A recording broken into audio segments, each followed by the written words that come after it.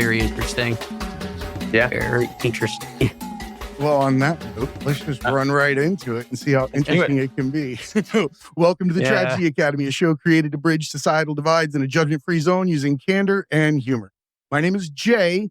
How you doing today, Gary? I'm doing good. How you guys doing?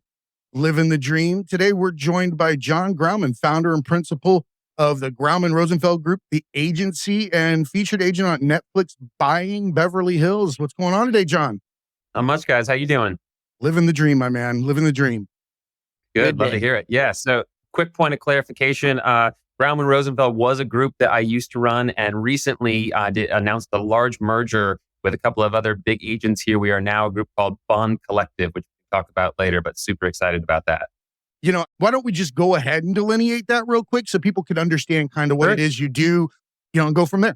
Yeah. So look, in real estate, each agent is kind of the CEO of their own business, right? So there's two different licenses you have to have. Specifically in California, there's a broker's license, there's a salesperson's license. If you're a salesperson, which is to say you're a real estate agent, you have to hang it under a broker, which would be like a Keller Williams, a Coldwell Banker, right? The big sort of brand names that you know in the market.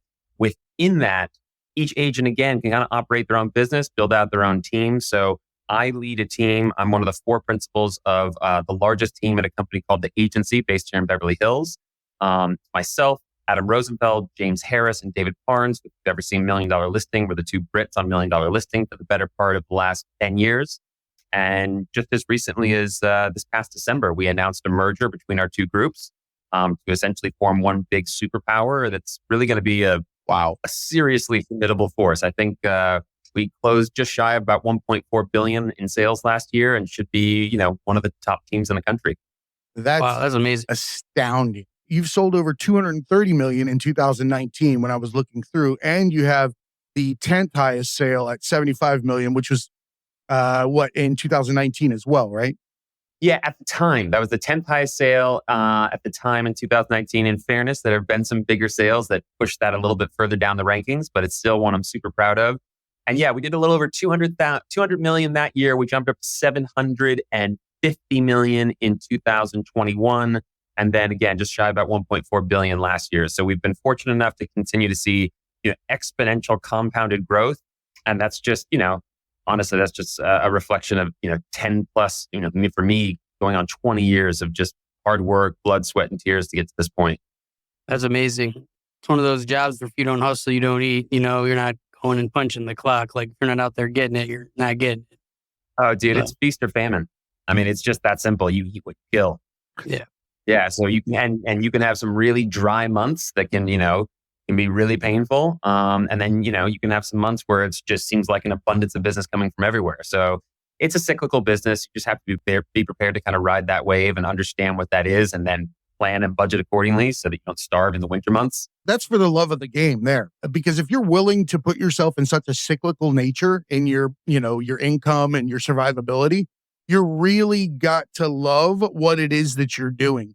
Otherwise, you'd probably go crazy during those down months, and all the potential problems that could happen from that income not being available. Yeah, for sure. It's one of those things that when you first get into it, it's super daunting, right? The idea of like, hold on a second, I don't have a paycheck coming in every 2 weeks. There's just nothing to fall back on is really scary at first, but then you kind of just get used to what that is. And then you embrace the positive in it, which is, okay, so I don't have a cushion, right? There's no safety net that's going to catch me if I fall. But by the same token, there's no ceiling if I just shoot out of a rocket ship, right? I can take this thing wherever I want to go. There's no limitation to where I can take it, how much I can make. There's no glass ceiling. I have to break through. So I love that part of it. And yeah, you got to love what you do. You got to love the thrill of the hunt. And if I'm being honest, it gets pretty addictive, meaning when it's feast or famine the way it is and that phone's ringing, you kind of get addicted to that phone ringing, right? You get addicted to like any opportunity, any lead you want to pounce on because you know that you don't know when the next one's coming. I could see how that would happen. It's almost like gambling or having that moment where you get that little seed, that little opportunity every time you touch it. Most people don't look at that. Like they'll look at the list as 100 calls versus 100 opportunities. Or 100 seeds to plant. Everything is action. Action, action, action. When you were describing earlier, you were saying that you were doing things in the moment. And when you do things in the moment, you're not worried about tomorrow. You're not worried about yesterday, but you're creating in place. You're giving yourself a really, really strong platform to fucking excel from. Yeah. One of the things that I always, try to teach to our newer agents is every moment is an opportunity, or rather, every moment is an interview.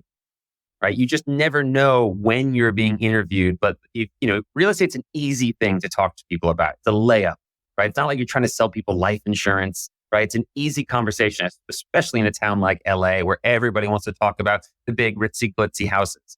So, when you have that moment, whether it's, sitting down for lunch or in an elevator with someone, that person's sizing you up, right? They're gauging how much you know your shit and whether or not you can hold that conversation and speak intelligently, what's happening in the market, how all the dots are connected. And I've had multiple situations over the course of now, it's been a long career, where I've gotten a phone call months, years later from somebody that I met that didn't even realize in that moment they were interviewing me. They were sizing me up. And when the opportunity came to buy or sell or refer or what have you, I was top of mind from the impression I left in that moment. So I always say every moment is an interview. It should and it's be. all reputation, business like that. If, you don't have a good reputation, nobody's going to call, it's all word of mouth and recommendations. You got to be on the up and up. Yep. That's it. I'll go back to authenticity a lot, but I feel like it's something that should always be highlighted in these moments, because especially in a sales environment or navigating something along this lines, because you have to remember every character you played as a salesman over and over and over again if you were not authentic. If you were not yourself in all of those moments, eventually your skills are going to fracture just by the fact that you have been inauthentic for so long. And people smell that shit.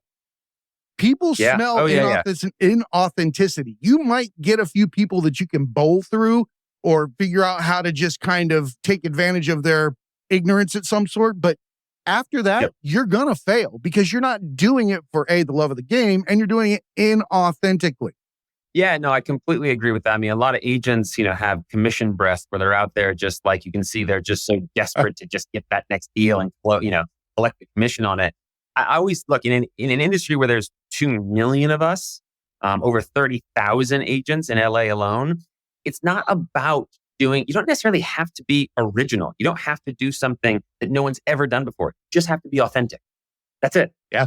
Right. You don't have to reinvent the wheel. The wheel's been created. Like I always say, like R&D, rip off and duplicate, find what someone else has done and model your behavior after it, but then make it authentic to yourself. Put your own spin and, twist and touches on it to make it real to who you are. That's all you have to do. To not do that is a slap in the face of whoever made you. You're your own seasoning. Yeah. You have to go out there and put yourself into the world and just hope, or not even hope, just trust that you're going to connect with the people that you're supposed to connect with because you're being that kind of person. If you're being authentic, you're going to draw those, those types of interactions.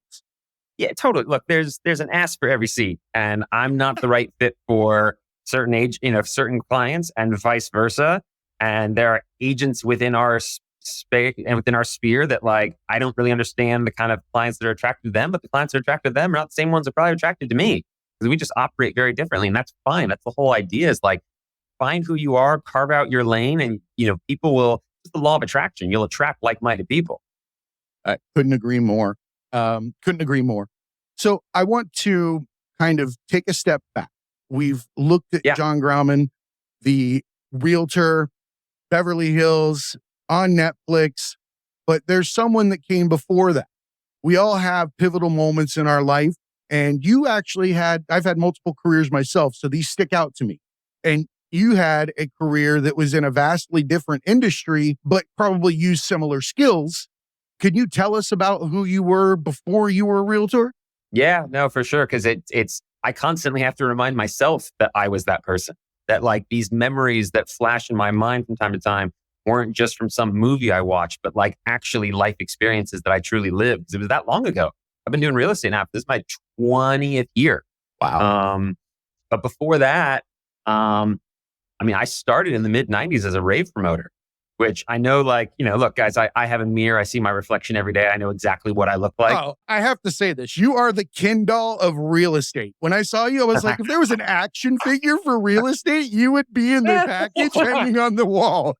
That's one of the best lines I've heard. That's actually really good. Yeah, look, I have a very polished, put together look. That's part of my identity is like everybody that knows me knows that I just come very prepared, very polished, because that's just me. I prep. I don't really do a lot that's off the cuff. One of my superpowers is in my preparation so that I'm prepared for each moment so that I don't miss it when it passes me by.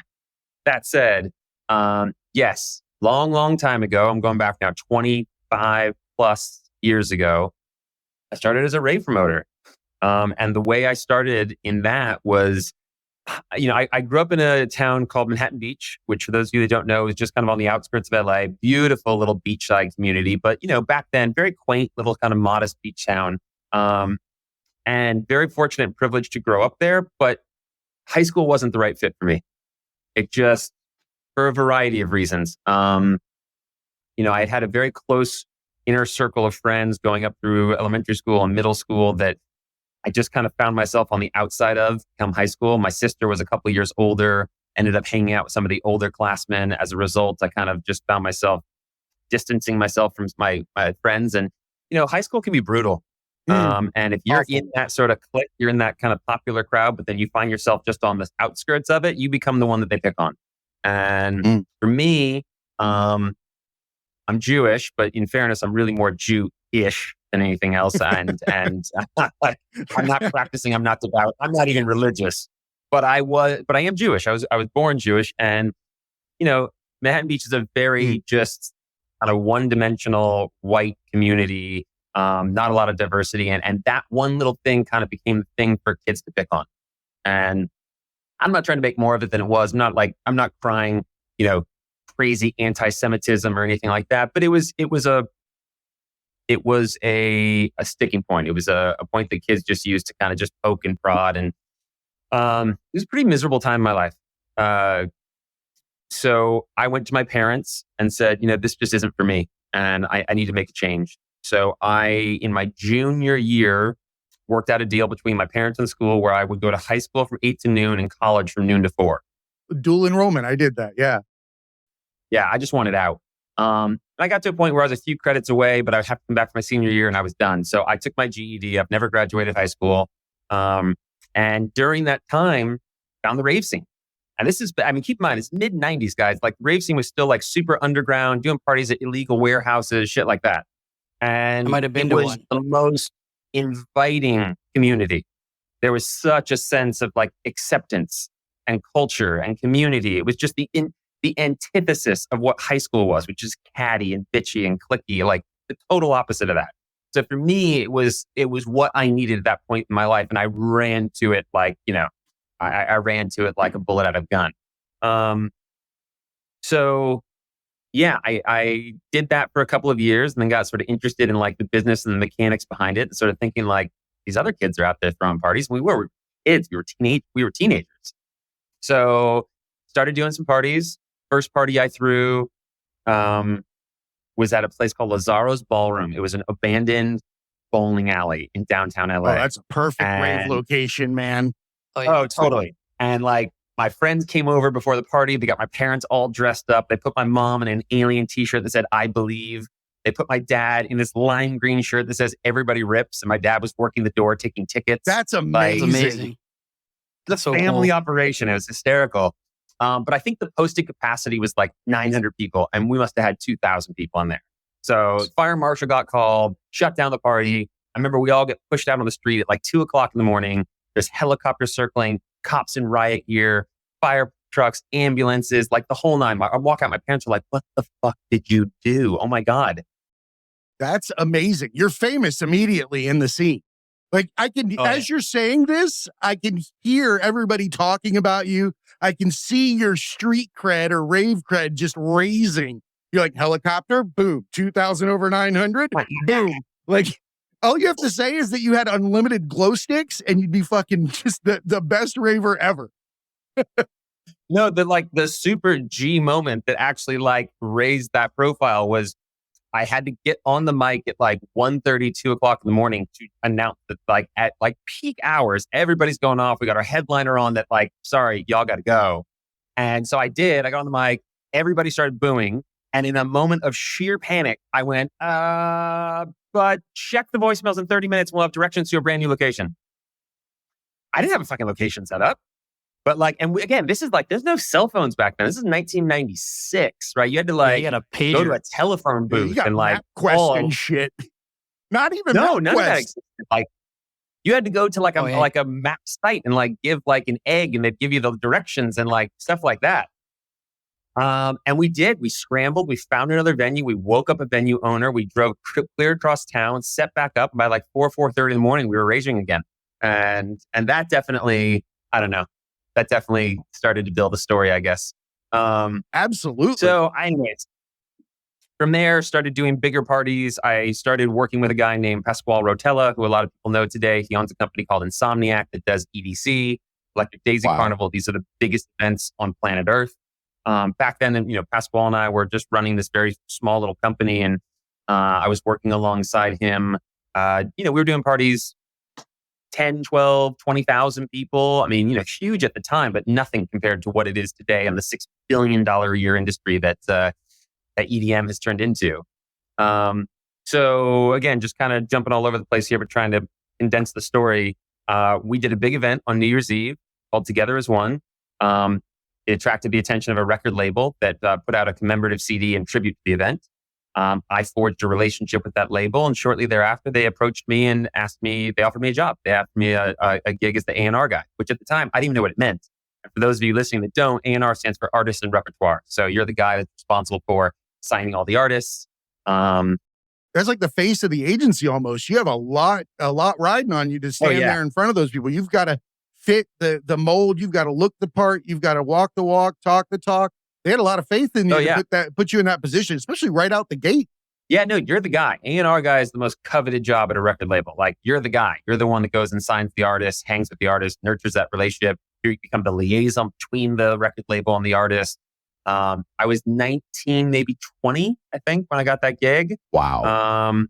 So this was for a company called Moonshine, which at the time was the biggest independent electronic music label in the country. But again, put this in perspective, not a lot of competition back then. Like it just hadn't hit yet. There weren't the Calvin Harris's of the world. Like it just hadn't connected yet on a mainstream level. So that all happened. Some of the most fun years of my life.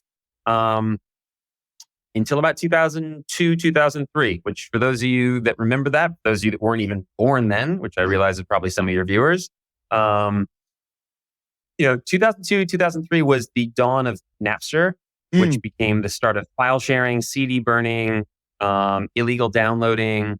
The record industry just imploded, like seemingly overnight. I was managing record stores at the time. Oh, shit. Okay, so firsthand. Like that it seemed to happen almost overnight. Yeah, from 98 to all that shit shut down in 02, I think. I was managing 2 large stores in Vegas. Probably went to some of your raves. My roommate was EDM DJ from 97. He's still my best friend, but he would go do rave. His name's Adrian Pruitt. He went by Amp back then. He did a lot of jungle and drum and bass stuff. He was with this crew called 119.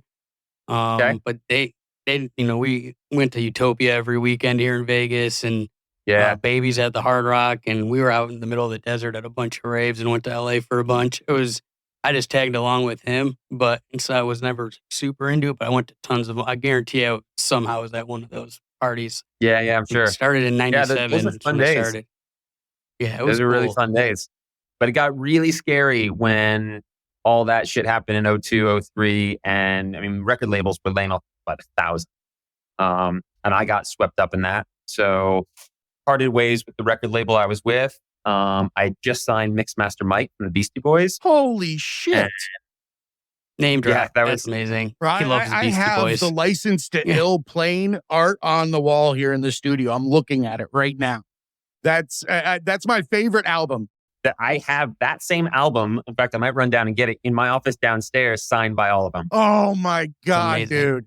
That's like one of my most prized possessions. I got that signed by all of them. And it was given to me by an uncle, and I had to hide the shit out of it because of the stuff that it said on it from my stepmom. And I played that thing so much. I know every word to Paul Revere.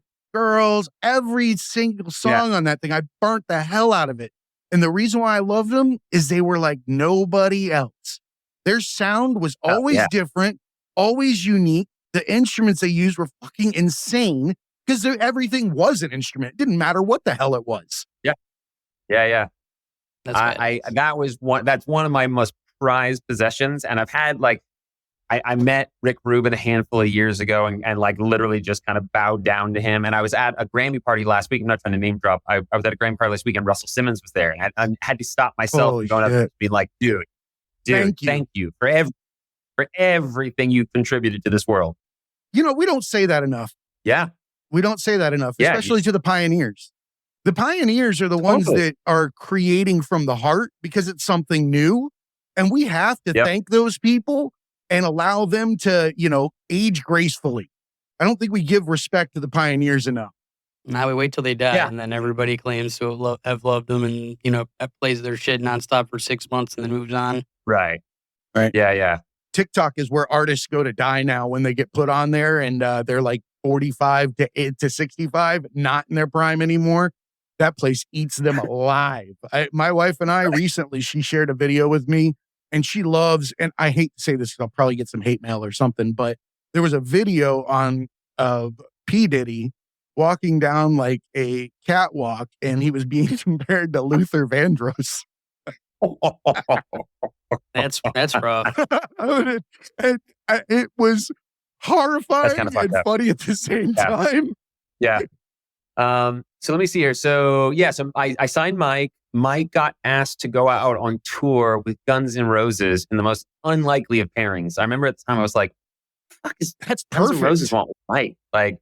But then you only have to, you only have to be out with Guns for a couple of shows to realize that Axl is notoriously always an hour, maybe 2 hours late, and it can't exactly ask the opening act to just play their set again, right? But you can ask a DJ to just play another record. So every night it was just like, hey guys, can you just, can you do this? Can you just stretch it out a little bit further? You want me to get more time in front of giant crowds doing what I love? Yeah, I think I can oblige you with that. Yeah. Plus, they were literally like holding off crowds from rioting every night. It was just so late. So the more we could play, the longer we could keep the crowd engaged, entertained. So from there, I linked up with Ozzy Osbourne, and from there I linked up with Marilyn Manson and just, toured with a bunch of those guys, but kind of realized that after about a year and a half, this is not the life I want to live for the next 20, 30, 40 years. I don't want to be a guy that lives out on the road 10 months out of the year. It was fun. I mean, again, I was 23 out there having the time of my life, but not what I wanted to do with my life. I had bigger goals and ambitions for myself. So I got out of that, came home.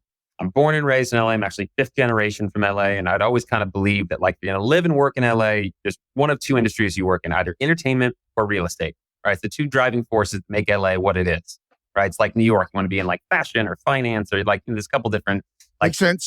Key driving forces.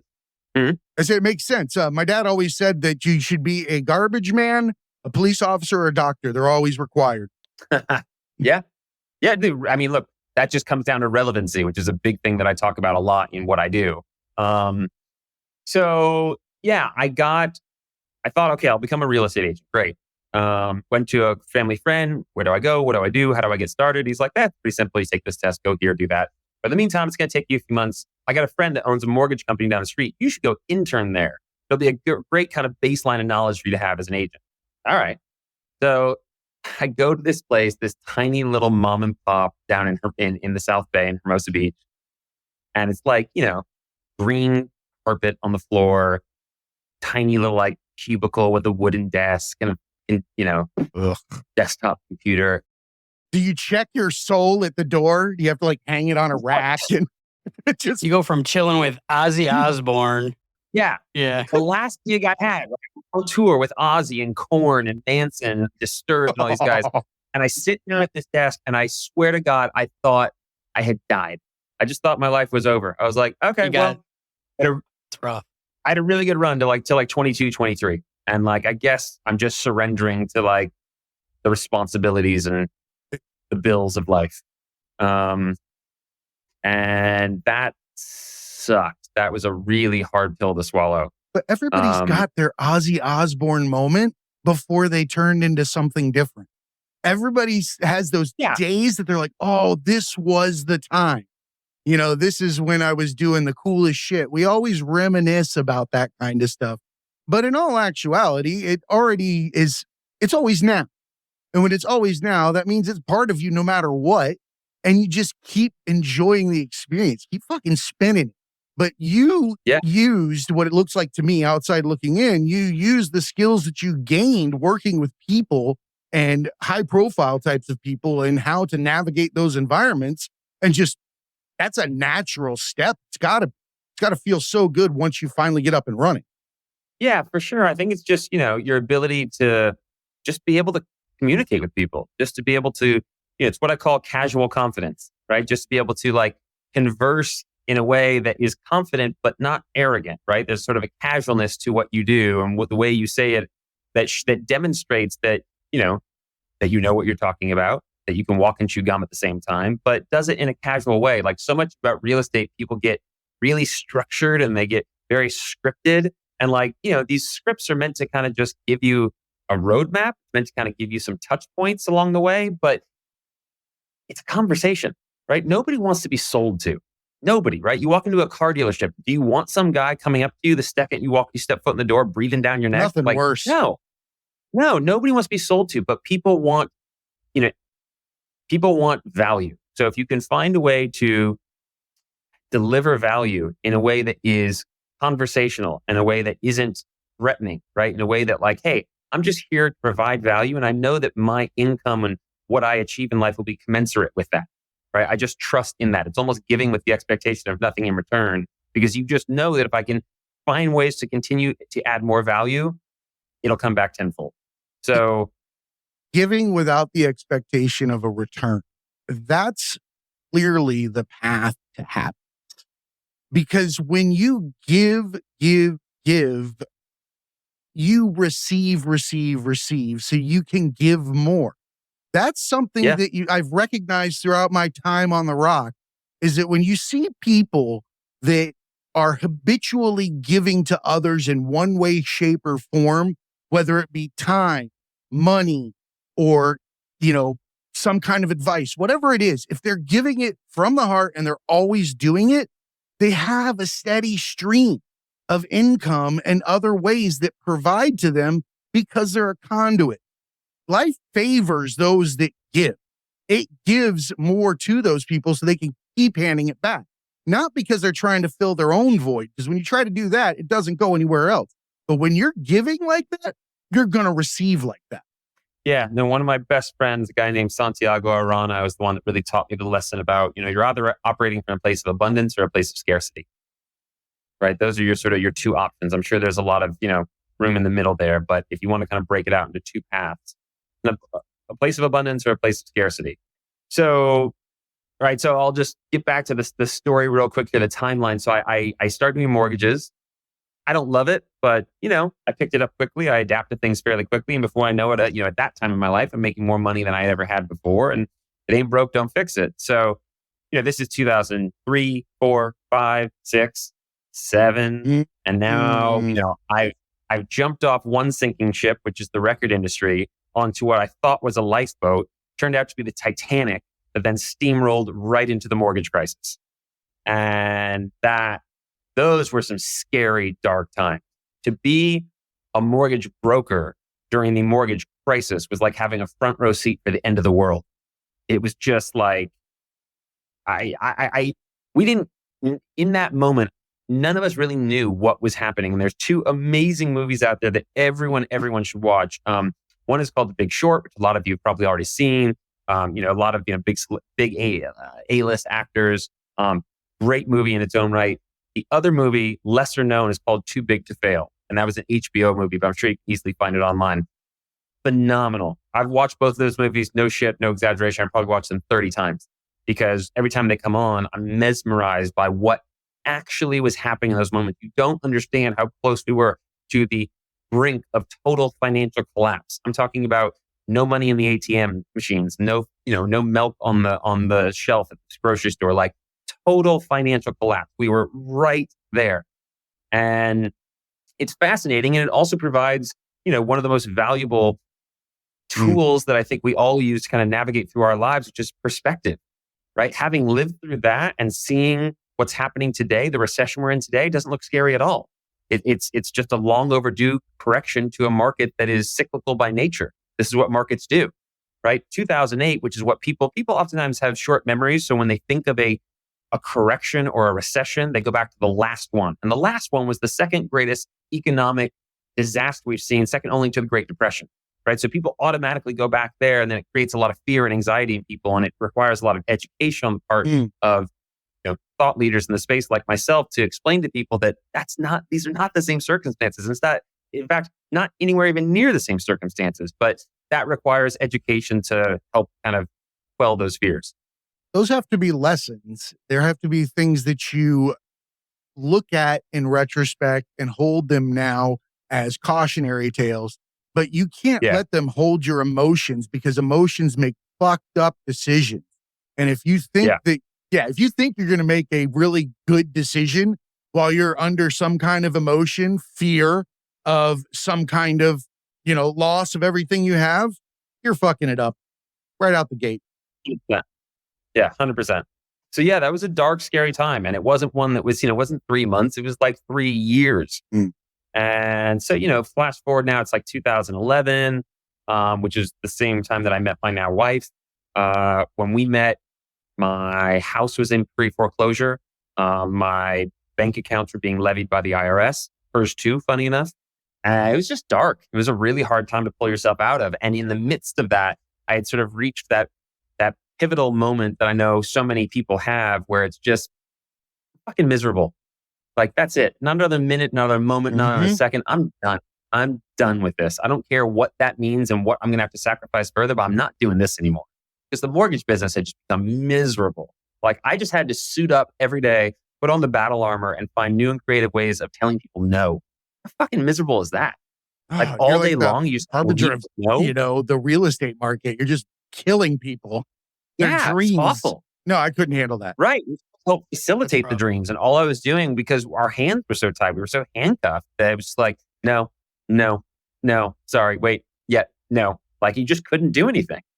So I finally made the decision to move over to the other side of the aisle and start selling. But I didn't have any business I didn't have any base, because all of my business as a mortgage broker had been referred by realtors. So I wasn't going to switch over and start then taking their clients, right? So I just had to start from scratch. So I starved for a year. I mean, literally, I didn't sell a house for a year. And then slowly, it's just building blocks, a little bit time out, real estate is a lot like, not all that different than like if you're an actor. You go on a lot of auditions, you don't win every part, right? You face a lot of rejection. So, I spent a lot of time working on my mindset, because this business will chew you up and spit you out if you let it. And you really have to focus on your mindset. You really kind of have to like build out a really tough exterior to be able to face those rejections, learn from them, and then, find it in you to get up the next day and do it all over again. What kept you in the game? You did the mortgage thing was fucked for years, and then you jumped over, didn't sell a house for a year. Like, where did you get the confidence to know, like it's gonna happen, and not just say screw the houses and mortgages and just jump ship to something else? What pushed you through that year, knowing that you're gonna figure it out and it was gonna work? I think there's a variety of things. Like, like anything, it's rarely ever any one thing. For me, it was just sort of a mindset of like, I burned my ships, right? For those of you guys that don't know that expression, right? How do you take the island? Burn your ships. Don't leave yourself any other way out. And I didn't. I just didn't leave myself out. I didn't have anything to fall back on. I didn't have a college degree. I didn't have a high school diploma. I didn't have anything to fall back on. I just knew that like, this is what I have to do. And eventually the pot's going to start to boil. And once it does, it's going to spill over. And, the other thing that I did was I purposely put myself in situations where I surrounded myself with the best, or by the best. Because I just believe that, you are the sum total of the people you surround yourself with. And everything you do in life, whether you know it or not, subconsciously, you're either playing up or you're playing down, right? If you hang around with a bunch of jackasses, then like, you're probably just going to like bring yourself down to their level. If you hang out with a bunch of people that are killing it and crushing it in life and their careers and whatnot, you're going to step up your game. Right? I'll use a sports analogy. Like, if you're a tennis player and you go out with your buddy on the weekend, just mop the floor with them every time, you're never going to get any better. But if you go out in the court with Venus Williams, she's going to kick your ass. And at a certain point, just out of necessity, out of pure survival, you're going to get better. You're going to improve your skills. So Iron sharpens iron. There it is. I was waiting for you, Gary. You love that. What'd you say, sharpens iron. Iron sharpens iron. In fighting. Yeah, that's it. If you're the toughest guy in the gym and you're just fucking mollywopping everybody every day, you're not going to get better. You go and you're the a new gym where you're the worst guy. Your skills will triple in the time. Yeah. 10th of the time. Beat the shit out of everybody in your gym. You're not getting better. When you get Totally. in there and start getting your ass kicked again, that's when you level up. Ego needs Totally. That. Ego needs that. You can become a different human. Absolutely. If you're in a small pond and you're the biggest fish, you tend to believe that you're the biggest fish everywhere until you relocate and you find out that you're only that fish in that grouping. That's it. So I made a conscious effort to surround myself with the best, so that I'm constantly being forced to try to level up. And that, I think, has been a big part of my success. And then another huge part of it was just coming to the realization, at least in my industry, and again, it's different for everyone in every industry, but I think that this is still sort of a universal law that applies to virtually every facet of life, is, for me, this is not a one-man job. It's just not. I came to that place where I realized I can't be the best salesperson and the best marketer and the best prospector and the best operator. I can't. Right. And again, I think I apply that to so many different other facets of life, that don't go it alone. There's so much more you can do together. There's so much strength in numbers. There's so much more of a big, believer in the laws and principles of compounding and inertia and momentum and just building upon that. So my wife and I decided to start working together in 2014, which we had always sworn never to do. We avoided it like the plague. We were never going to be that hokey husband, wife, realtor duo. That shit just drove us crazy. Oh yeah. The two faces on the bus bench. Dude, we so didn't want to do anything like that. And we're not, fortunately, we came up with not initially. Initially it was terrible. We decided to start working together at the same time we were planning our wedding, which was the worst decision we could ever make. Just the dumbest. One of those things you look back on your life thinking yeah, I feel like I was pretty smart back then. And you look at some of the decisions made, I was like, no, I was a fucking idiot. No, I would argue you ate your vegetable. Why eat your vegetables twice? Why have two separate dinners with the shitty vegetable when you can just fucking eat them all on Sunday and then not have to go fucking through it? Yeah. It was brutal. We couldn't agree on anything. We literally couldn't agree on which direction the desk should face. I mean, it was awful. But then we just worked it out, because we just started to we were able to come to understanding a clear delegation of responsibilities. There it is. Right? That okay, the only way we're going to be able to achieve all the things we want to do, right? We have all these big goals and aspirations. We can't do that unless we divide and conquer. Right? So you stay in your lane. I'm going to stay in mine. I'm going to trust you to do what you need to do the way it needs to be done, and vice versa. Without that clear division of responsibilities, there's no way we could do the things that we've done or accomplish the things that we have. And that's the thing that I always try to talk to. We have an opportunity to mentor a lot of younger agents. They're early mid-20s that work for us. And I always tell them, there is no greater decision you will make in this life than that of the partner you choose, whether it's in business or specifically in your personal realm. The partner you choose, the person you're going to say, I'm going to wake up every day to tackle this life with, to raise kids with, to achieve goals and ambitions with, to build your life with, that partner, there's just no greater decision you'll ever make. You couldn't say anything more true. I credit my wife to every success that I've ever had, because without her beside me, would never have happened.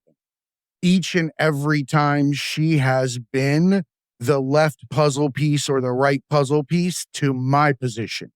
And I think that you have to find that, because she's not trying to be my puzzle piece. She's not trying to define my edges or anything like that. She's staying her own, and she has to be her own in order to work with or together.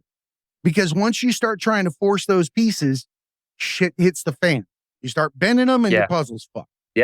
Yeah, that's it. You got to let people be who they are, but find ways to, in an ideal world, be the yin to their yang.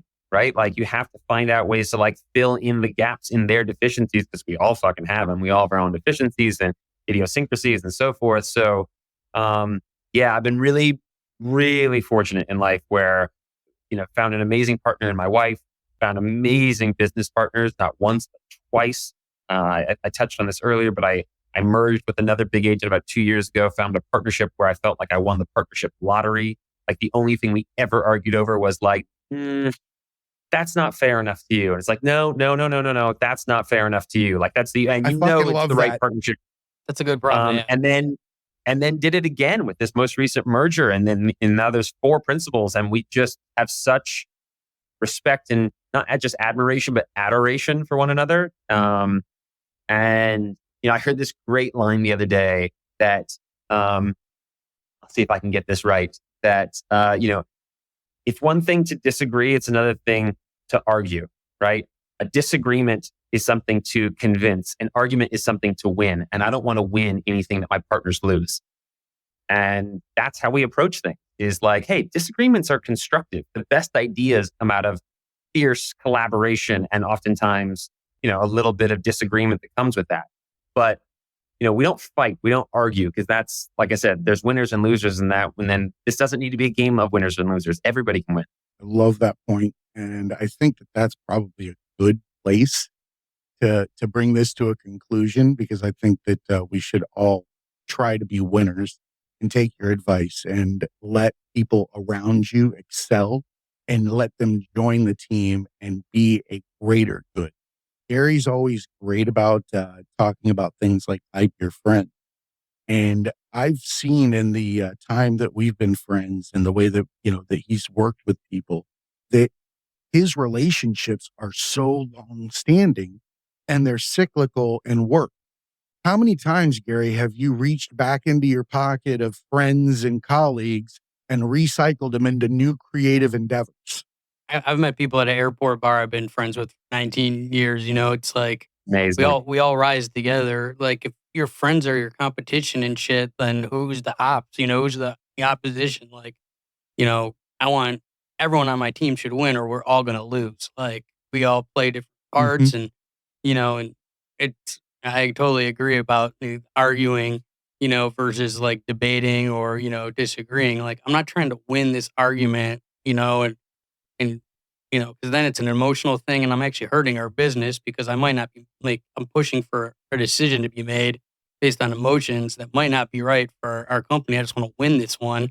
And, because he won the last, like, and we're all very competitive, like I grew up fighting, I'm around fighters, I do a lot of different reality shows, but the main stuff I do is for the UFC. So we're all very competitive, but like we're competitive together as a team against everybody else, not, against each other, which it's worked out, really good. I got in this business the same time you got in yours, 2003, when the record and music industry crashed, exact same thing. I had to make a decision to zig or zag, and I got into television in 2003, and it was rough at the beginning too. You're new, you don't have any connections, you don't know what the fuck you're Yeah. doing, and you got to just starve your way through it. But you got to want it and know that you could carve your own path. You're not going to just go back to the desk and punch the clock. And so, I got a lot of respect for what you did because there's a lot of stops there, like the mortgage thing.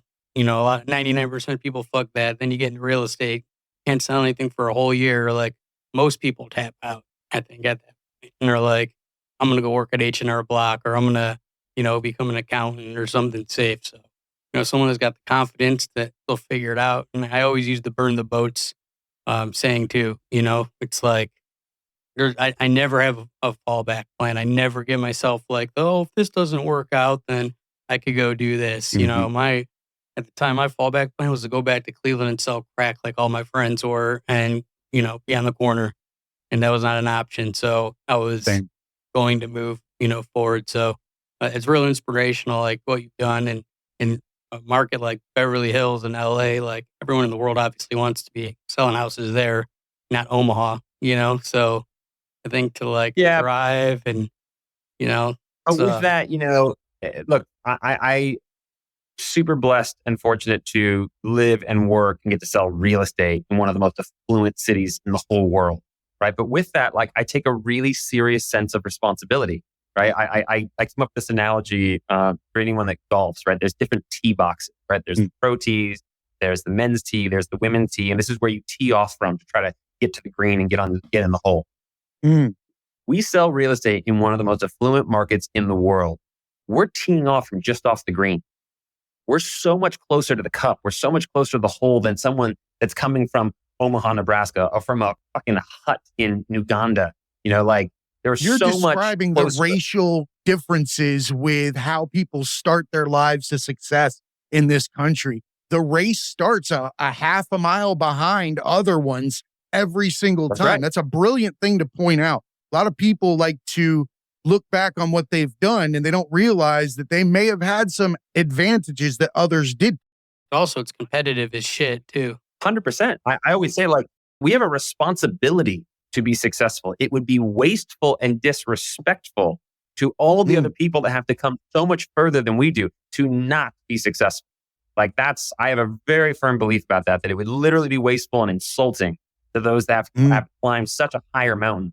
So, yeah, look, I think for a lot of people, just, again, stand on the shoulders of giants until you can become one yourself. Find someone that you look up to, that can mentor you, that you can model your business after.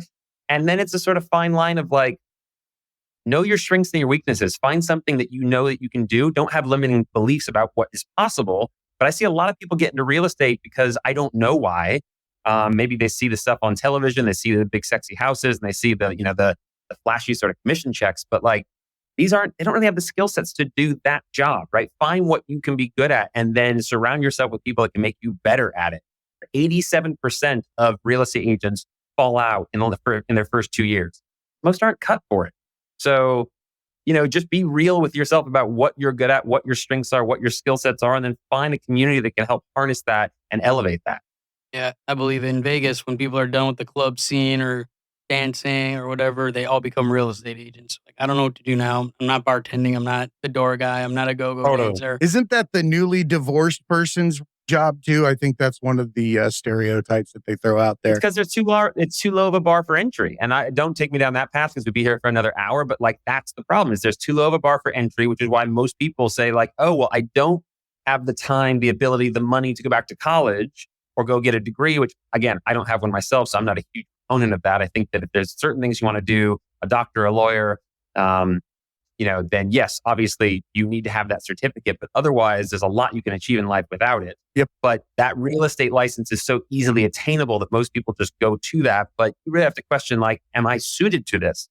Do my skill sets, my personality, am I front facing? Am I outgoing? Am I sociable? Or am I more of an introvert? Like, do I possess the sort of inherent skill sets to be successful at? You got to be a self-starter. You got to get your ass out of bed every day and go get it. You can't just sleep till noon and lollygag around. I mean, if you're not out there grinding, you're not eating. Pick breakfast you like. Whatever your job is, you better fucking make it Eggos, because you're the ones to get up every fucking morning and eat shitty breakfast. Like, just pick the breakfast that's good. I prefer to get up and have Eggos for my job and start the day that way, not have to be all fucking curmudgeoned. I did that. I worked in the business world. I was a solution architect, consultant, worked around the world, got on the plane, sitting next to Dave from his consulting agency, both flying to fucking Wichita for like 3 months in a row. But everybody else looking in, they're like, oh, he's on planes, he's staying in hotels, he's got, he gets these bonus checks and this kind of shit. I'm like, no, it's the most miserable life ever. Sitting on a plane in a suit is the worst thing you could ever have to do. I'd agree with that. Yeah. Yeah. Guys, by the way, I have a listing appointment for a big property here in Beverly Hills right after this, which is why I'm dressed. I usually am like, jeans and a t-shirt, but I don't believe it. Dressed up I don't believe it, man. You're the Ken doll of real estate. I swear to God, he's actually in his pajamas. That's his suit pajamas. Yeah, exactly. That's what I sleep in. I love it. Yeah, I haven't even gotten ready yet. I just woke up like this. It's perfect. You got to play the part, though. If I showed up at that listing like this, know your audience. Yeah. And in LA, there's a lot of appointments I'll show up to in jeans and a t-shirt because I know that's who I'm meeting with. Today, it's a group of developers and it's a whole different ballgame. No thanks. No, I'm kidding. Thank you so much, Jon, for coming on. Is there anything that you'd like to share on the way out, CTA? Let everybody know where to find you. Yeah, you can easiest place to find me, of course, is going to be on Instagram. It's just Jon Grauman, JonGrauman. I'm sure you'll probably put something up. Absolutely. Also, my group, bondcollective.re. That's on Instagram as well. And then, of course, you can find us on YouTube as well by just searching Bond Collective RE. I genuinely appreciate it. You're a cool guy, and you're welcome back anytime. Thanks, man. I really appreciate you guys having me. I love what you're doing. And again, thanks so much for the opportunity. Absolutely. And remember, everybody, be cool and keep learning.